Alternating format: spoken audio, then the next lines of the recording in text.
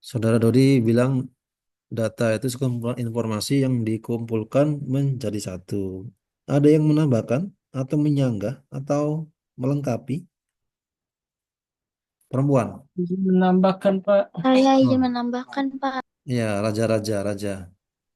Ah, jadi data itu adalah sekumpulan fakta atau informasi mentah yang dapat berupa kata seperti dari tadi seperti angka atau kata-kata atau simbol atau citra, Pak. Oke, oke, oke, raja, raja. Raja, kapan lagi konser? Apa, Pak? Kapan lagi konser? Masih konser nggak Raja? Asik, Konser? Konser. Kamu nggak bukan kenal, raja itu. kamu nggak kenal Raja ya? Band Raja ya. Oh, enggak, Pak. Itu zaman saya SMP. Band Raja. Oke, tadi siapa lagi yang perempuan tadi? Tadi siapa ya? Saya Pak Dara. Oke, silakan. Dara. Jadi, data itu adalah sekumpulan fakta atau informasi yang dikumpulkan menjadi satu, seperti yang tadi dibilang Raja. Tetapi data ini juga didapatkan dari hasil pengamatan atau kayak dari sumber-sumber tertentu gitu untuk memvalidasi bahwa data ini adalah fakta seperti itu, Pak. Oke, wes pinter kabeh wes. Wes, bagus semua jawabannya ya. Tapi masih ada yang bolak-balik ya. Tadi dari Dodi, dari saudara Raja, dan Adinda Cantik Dara Puspita. Tadi saya tangkap keywordnya adalah kumpulan data-data fakta hasil pengamatan. Oke ya, betul ya, data ya. Tadi ada yang bilang kata-kata mentah ya, betul, mentah, raw material, mentah. Cuman yang masih bolak-balik adalah tadi yang bilang data adalah sekumpulan informasi. Sepertinya kebalik. Kebalik, justru informasi itu lahir dari sekumpulan data. Jadi kebalik. Coba kita lihat hierarkinya ya.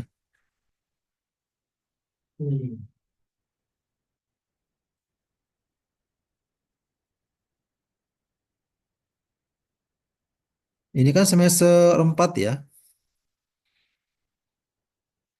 Iya, Pak. Sudah selesai kan? Sudah dapat mata kuliah statistika satu, statistika 2, sudah ya? Sudah selesai, Pak. Sudah dapat berarti sudah ya kita mereview materi statistika. Nah, ini hierarkinya data ya.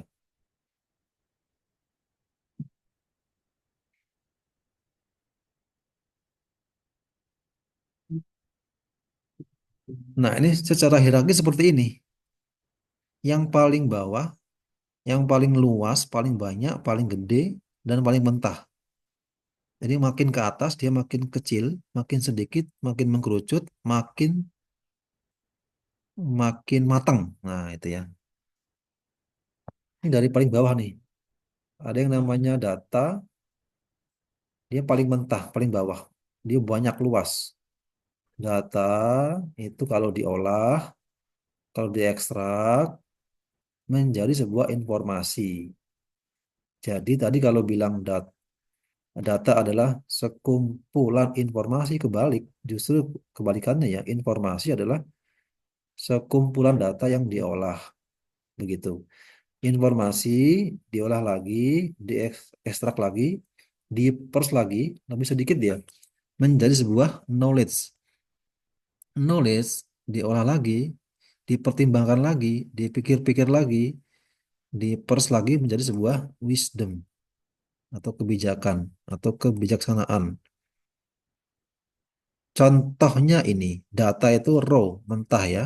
Contoh ini, 20 mahasiswa di kelas A itu paling sedikit bobot berat badannya itu 120 kg. Ini masih mentah banget. Jadi ada data 120, ada 20 data ke bawah, 120, 125, 130 kilogram ya, satuannya 3 kilogram, 140 kilogram, itu masih mentah banget. Itu bisa multi tafsir gitu, bisa dibawa kemana-mana. Ini berat apa ini? Ini kelas apa ini? Ini kalau misalkan kita bilang ini adalah kelasnya kelas sumo, sumo itu mungkin ini ya, olahraga asli Jepang itu ya. Berat segini itu mungkin standar misalkan. Tapi kalau kita bilang ini kelasnya adalah kelas anak TK, kan nggak masuk akal. Masa anak TK beratnya 120 kan mengerikan. Nah, itu kalau data itu masih mentah. Nah, data kalau diolah-olah, disangkutkan dengan variables ini, nanti bisa bermakna. Dia memiliki makna, ada artinya. Oh, kalau begitu berarti kelas A ini banyak siswa atau mahasiswa yang obesitas. Karena beratnya itu 120 ke atas. Itu informasinya. Kemudian apa knowledge-nya? Ini sudah bicara konteksnya ya. Apa knowledge-nya? Oh, knowledge-nya adalah kelas A ini memiliki memiliki potensi masalah kesehatan. Kalau terlalu berat bobot badannya, nanti bisa muncul diabetes, jantung, asam urat, apa tekanan darah tinggi, macam-macam lah. Itu bisa muncul itu. Nah, kemudian knowledge dipikir-pikir lagi, diolah lagi, diperes lagi menjadi wisdom untuk diaplikasikan. Oh, berarti kalau gitu harus dilaksanakan program diet di kelas A supaya turun berat badannya sehingga supaya terhindar dari obesitas, terhindar dari beberapa masalah kesehatan. Itu ya, itu hierarkinya antara data, informasi, knowledge, dan wisdom. Jadi kalau kita mungkin sekarang lihat ya, Bapak eh, our presiden, Bapak Presiden kita, Pak Prabowo itu kan punya program unggulan namanya MBG, makan bergizi gratis atau makanan bergizi gratis. Itu kan sebuah kebijaksanaan dari seorang presiden kepada anak-anak sekolah di Indonesia, kan begitu. Itu sebuah wisdom itu. Itu mungkin berangkat dari sebuah knowledge, sebuah informasi, sebuah data yang sudah diolah sebelumnya. Sebuah data, sebuah fakta yang mungkin terjadi di grassroots atau di lapisan bawah sana masyarakat banyak ditemukan mungkin anak-anak sekolah itu yang busung lapar lah, kurang gizi lah, kalau kalau belajar di kelas ngantuan, ya mikirnya lambat, bla bla bla bla itu dianalisis, yuk dipikir-pikir, oh ini memang kayaknya kurang gizi. Makanya kemudian Pak Presiden punya program MBG, makan bergizi gratis. Tujuannya apa? Ya tadi untuk meningkatkan nutrisi, asupan gizinya anak-anak sekolah biar nanti sekolahnya pinter, ya di kelas nggak ngantuan. Kemudian eh, nanti apa namanya cerdas otaknya. Nah, ke situ ya. Itu contoh ilustrasi hierarki antara data, informasi, knowledge, dan wisdom.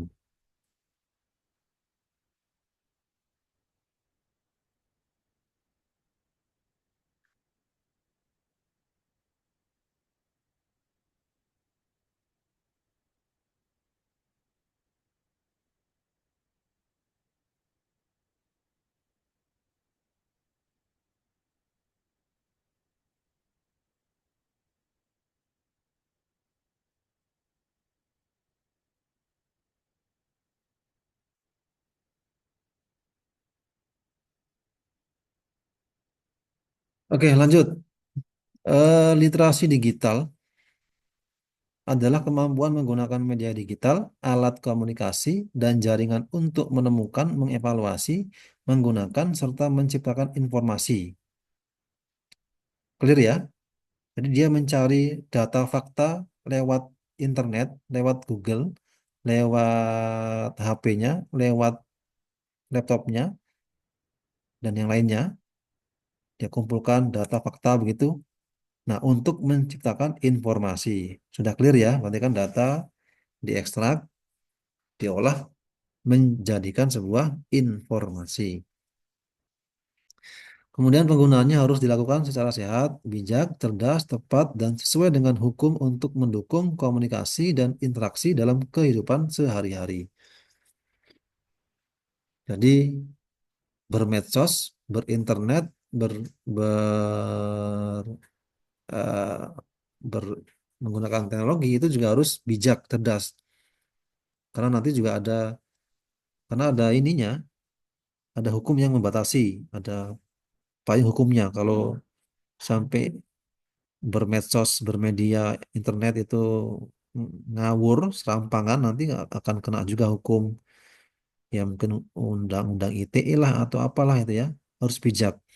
Ya, misalkan menyampaikan postingan, bikin postingan atau menyampaikan argumen yang tidak apa ya, yang melanggar peraturan, yang tidak menerjang norma, tidak sara, harus cerdas, harus bijak. Kemudian ini perkembangan literasi digital, literasi komputer berkembang sejak 1980-an dengan meningkatnya penggunaan komputer mikro di bisnis dan masyarakat. Kemudian literasi informasi berkembang luas pada 1990-an seiring kemudahan akses dan penyebaran informasi melalui teknologi jaringan.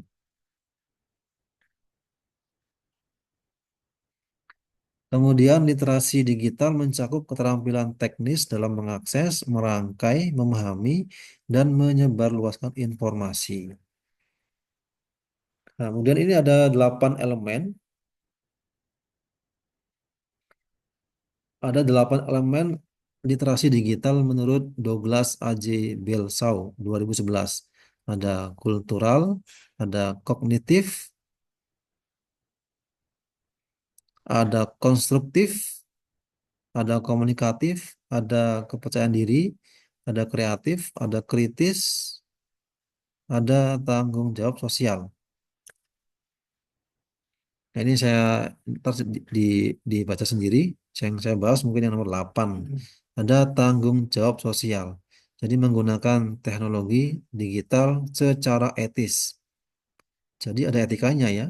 Tidak boleh kita saling serang di medsos, komen-komen yang menjatuhkan ya, komentar-komentar yang menjatuhkan, kemudian nyinyir. Ya, kan bisa gitu ya netizen-netizen Indonesia ya. suka nyinyir suka nyinyir di medsos, ya tidak boleh ya, itu tidak boleh, ya harus tadi harus bijak, harus cerdas bermedsos dan seterusnya. Kemudian konsep literasi digital menurut UNESCO, literasi digital menjadi landasan penting dalam memahami teknologi informasi dan komunikasi. Literasi teknologi atau teknologi literasi mencakup pemahaman tentang teknologi digital serta kemampuan teknis dalam penggunaannya. Kemudian, literasi informasi atau information literasi menekankan kemampuan dalam mengidentifikasi, mengolah, dan menggunakan informasi secara optimal. Literasi digital juga mencakup keterampilan dasar seperti membaca, menulis, dan matematika yang berhubungan dengan pendidikan.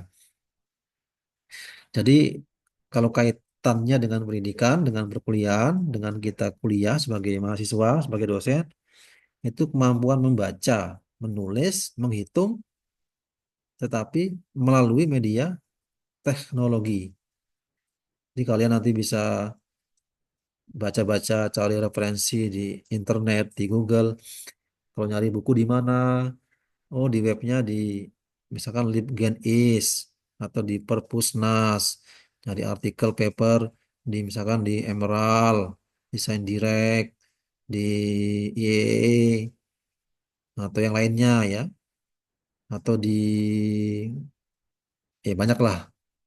Menulis, misalkan kalian menulis karya tulis, bikin buku, bikin artikel, bikin paper, ya nanti dipublish di jurnal, ya dan seterusnya seperti itu kemampuan literasi digital. Itu nanti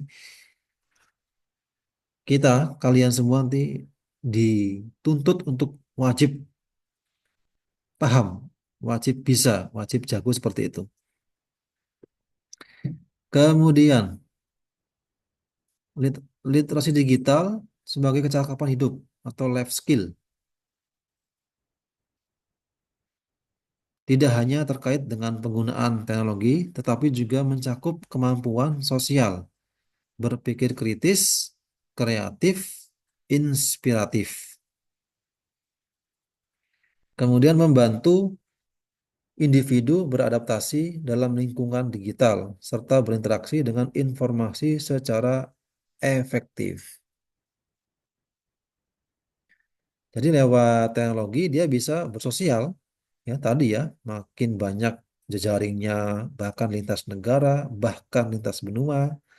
Kemudian bisa berpikir kritis, bisa menyampaikan argumen-argumennya jadi media sosial, ya mungkin nanti lewat medsos atau mungkin lewat dia blog atau apa ya, bisa menuangkan ide-idenya, bisa menuangkan argumennya, gagasannya, atau kreatif atau inspiratif.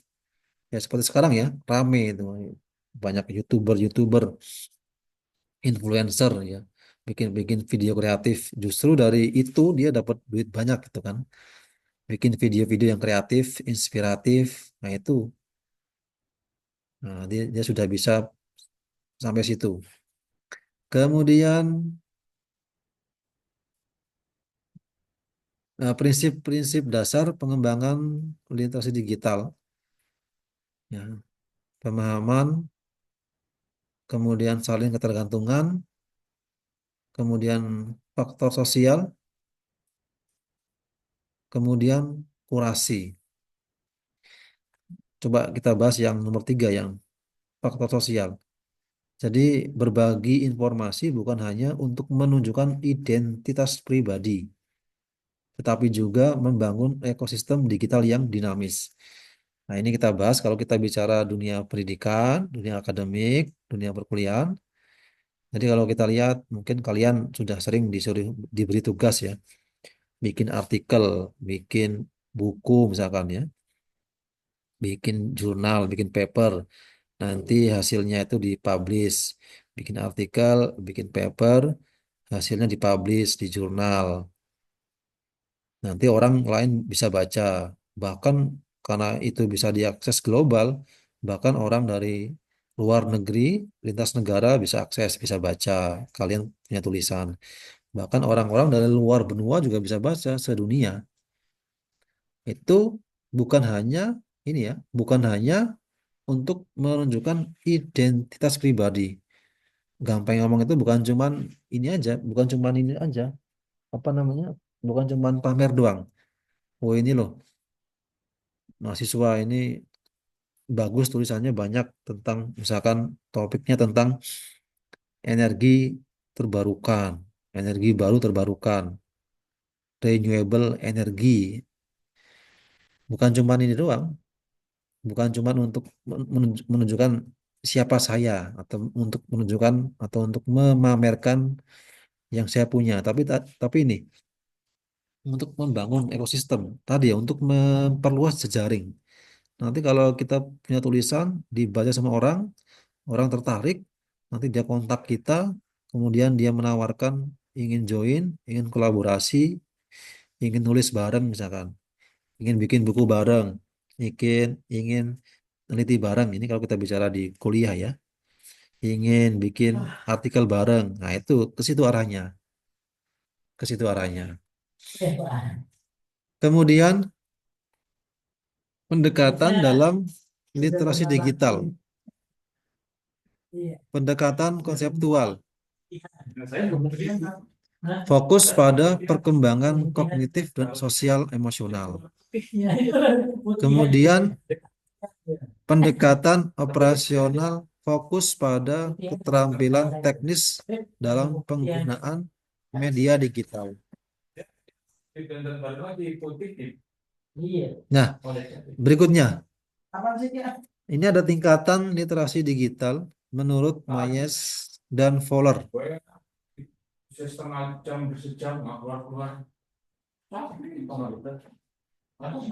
Yang pertama, level 1 itu digital competence atau kompetensi digital terkait dengan menguasai keterampilan dasar, konsep, dan perilaku digital. Kemudian penggunaan digital, menerapkan keterampilan digital dalam berbagai konteks.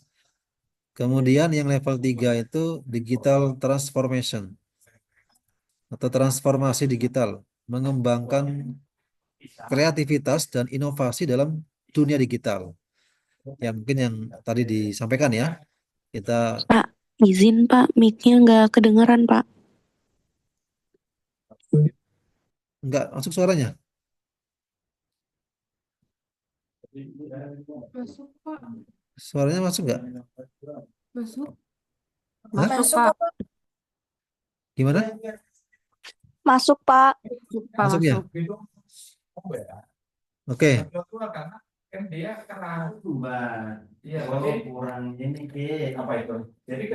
Jadi kita lihat banyak YouTuber gitu ya, influencer, dia sudah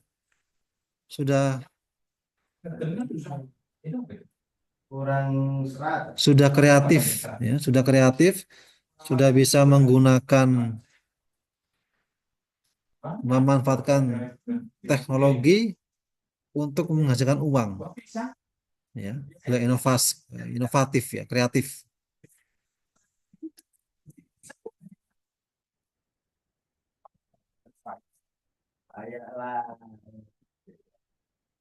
Kemudian literasi digital merupakan keterampilan penting yang mencakup pemahaman teknologi, informasi, dan komunikasi. Kemudian pengembangan literasi digital harus mencakup pemahaman konsep keterampilan teknis serta aspek sosial dan kreatif dalam memanfaatkan teknologi digital. Nah, ini kita sekarang bahas literasi digital dalam dunia akademik.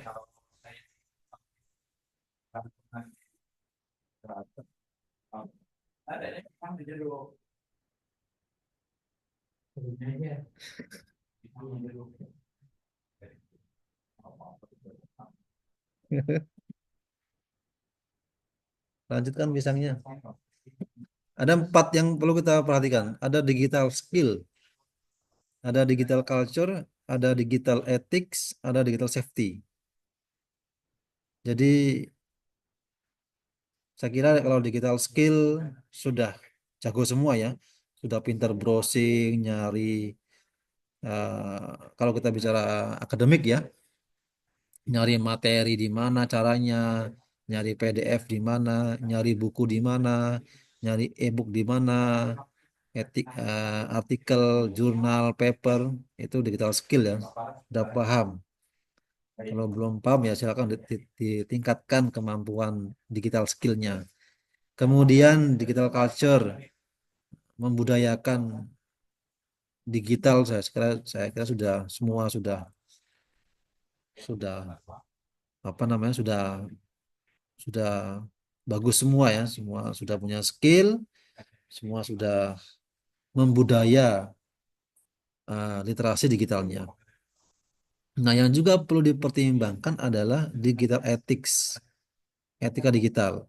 Kalau kita bicara dunia akademik, ya tadi itu Jangan kok ngerjain tugas, ngerjain ujian, ngerjain soal, bikin laporan, ya, pakainya ChatGPT, ya, pakainya AI, begitu. Ya, yang saya bilang tadi itu semua digunakan bisa, tapi untuk membantu sebagai navigator, memudahkan asistensi. Saya disuruh kemarin ini bikin draft buku rantai pasok sistem energi, misalkan seperti itu.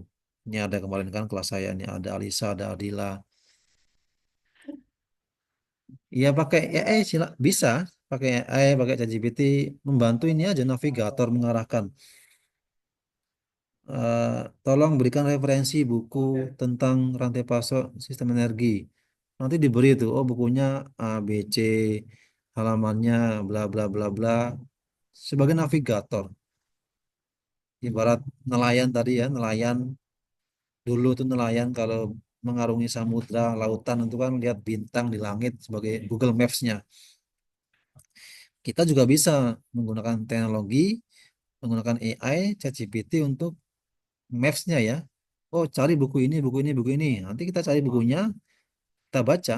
Jangan kok semua diserahkan ke ChatGPT, ke AI. Tolong buatkan 10 halaman draft buku. Jadi sebenarnya juga kalau semua soal, semua tugas, semua ujian kita serahkan ke ChatGPT, ke AI, ya nanti otak kita nggak akan berkembang, nggak akan terlatih menganalisis, nggak akan terlatih berpikir dan seterusnya. Maka ini yang beberapa kali atau mungkin cukup sering dijumpain. Ujian tugas itu kelihatan bahasanya gitu kan. Ini bahasa-bahasa ChatGPT ini kan kelihatan gitu. Nah, itu. Kemudian digital safety, keamanan digital. Nah, ini beberapa indikator-indikator lah ya, terkait dengan digital skill, digital ethics, kemudian digital safety dan digital culture.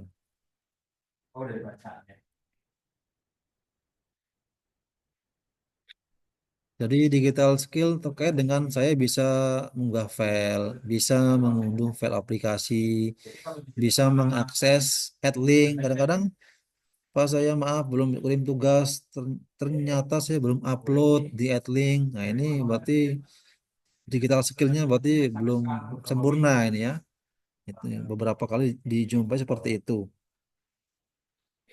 Kemudian digital ethics, ya tidak mengcopy paste kerjaan orang lain, tidak plagiat, tidak jiplak, itu ya. Jadi kita suruh ngerjain soal, ngerjain tugas, atau bikin materi, punya orang diganti namanya saja. Itu berarti kan tidak tidak memiliki digital ethics. Kemudian digital safety, digital culture dan seterusnya. Nanti dibaca aja. Nah,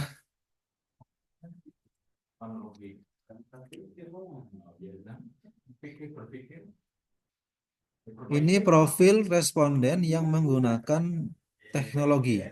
Ini kita lihat kalau dari pekerjaan 22% ibu rumah tangga. Kemudian kalau dari pendidikan itu paling banyak adalah usia SMA sederajat. Kalau dari kelompok usia itu adalah dari anak usia 24 sampai 39 tahun. Artinya memang ya sudah sangat familiar ya dengan teknologi. Kemudian kita bicara tentang berapa lama sih durasi menggunakan internet dalam sehari. Ini yang terbanyak adalah 26% lebih dari 20 maaf lebih dari 6 jam. Dalam sehari lebih dari 6 jam. Nah, ini kalau 6 jamnya adalah 6 jam menggunakan internet yang produktif, yang positif, bagus untuk browsing jurnal, untuk baca-baca, lihat-lihat video-video edukatif, untuk browsing materi itu bagus. Tapi kalau 6 jamnya adalah 6 jam scroll TikTok, ya, scroll Reels IG, scroll short YouTube yang tidak jelas. Nah, itu berarti kurang produktif ya. Nah, itu ya. Kemudian ini sumber yang diakses. Sumber yang biasa diakses untuk mendapatkan informasi itu yang terbesar adalah media sosial, medsos, dari Instagram, dari eh, Facebook dan seterusnya ya. Itu paling besar. Jadi karena cepat ya. Yang paling kecil tuh sekarang radio kecil, kemudian ya radio kecil ya, sudah mulai ditinggalkan ya. Sekarang IG itu semua diinformasikan ya, ada videonya, ada fotonya, ada gambarnya, ada kegiatan-kegiatan di share di IG, orang bisa baca dan seterusnya. Kemudian media yang paling dipercaya untuk mendapatkan informasi. Yang posisi teratas adalah televisi nasional. Jadi kalau berita, informasi itu sudah di-share di TV, sudah terjamin kebenarannya. Ya, karena sudah lewat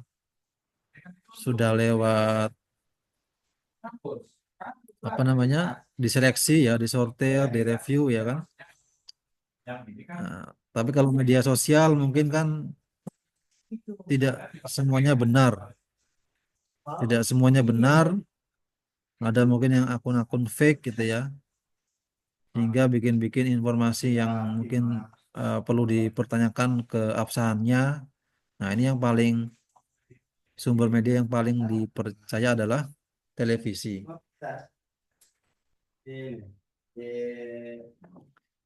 Kemudian penggunaan teknologi digital dalam pekerjaan. Ini respondennya adalah para tenaga pengajar ya, pendidik, guru, dosen dan seterusnya. Persentase yang terbesar adalah 36,5%. Itu pencarian informasi melalui internet. Kemudian proses belajar mengajar daring atau online 27,6%. Kemudian multimedia pembelajaran, kemudian menggunakan e-book atau buku digital itu 14,5%. Kemudian laboratorium virtual dan lainnya. Kemudian ini respondennya adalah siswa, mahasiswa. Teknologi digital apa yang sering digunakan untuk belajar? Yang terbesar adalah handphone. Handphone, kemudian laptop, kemudian komputer. Ini angkanya kayaknya agak keliru nih ya. Ini 93%, tambah 31, tambah 10, tambah 2. Berarti kan 140-an lebih ini. Tapi ini yang kita lihat adalah grafiknya ya. Yang paling besar tuh menggunakan handphone. Karena sekarang handphone juga bukan handphone lagi ya, tapi smartphone. Jadi handphonenya bisa untuk apa saja. Sudah smart, sudah pintar. Untuk browsing bisa, untuk PPT bisa, untuk PDF bisa. Nah, itu berarti banyak yang menggunakan handphone. Kemudian, apakah nyaman menggunakan teknologi untuk pembelajaran? Nah, nyaman ya. Banyak yang nyaman.